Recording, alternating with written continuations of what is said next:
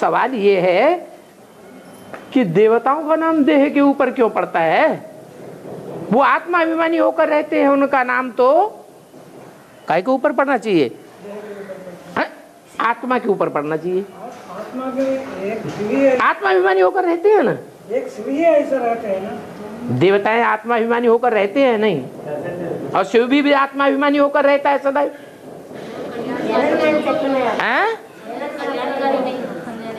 कल्याणकारी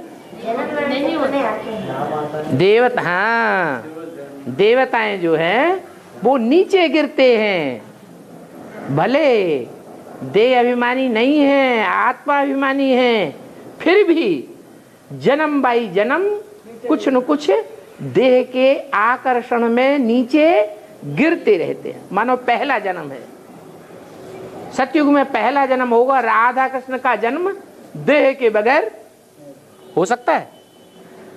देह के आकर्षण के बगैर उनका जन्म होगा बच्चों का?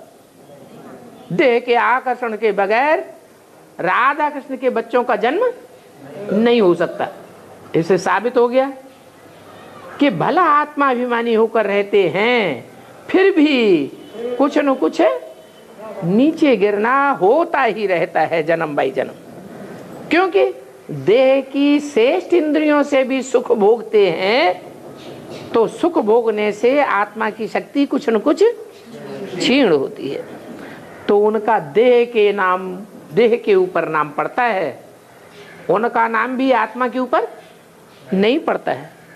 सिवाय भाव के और कोई भी आत्मा अभिमानी नहीं बना सकता। कारण बताया? क्या कारण बताया?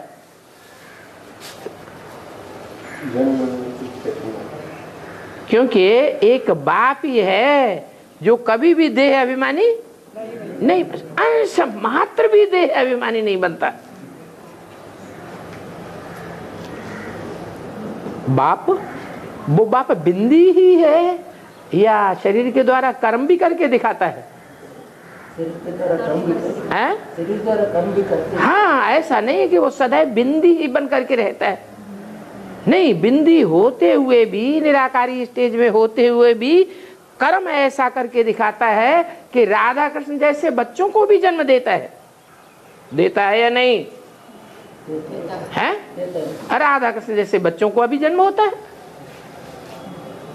ये कर्म करके दिखाता है, लेकिन उस कर्म में देह अभिमान का लेश मात्र भी नहीं होता, आंखों का भी आकर्षण नहीं होता, वाइब्रेशन से ही। अब वाइब्रेशन तो कोई पकड़ने की चीज है नहीं, वाइब्रेशन मात्र से ही राधा कृष्ण जैसे बच्चों का जन्म हो जाता है।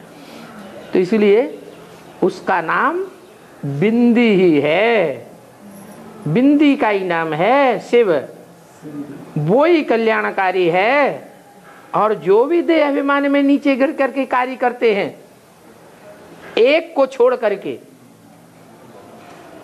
वो सब नीचे गिरने वाले और नीचे दूसरों को गिराने वाले।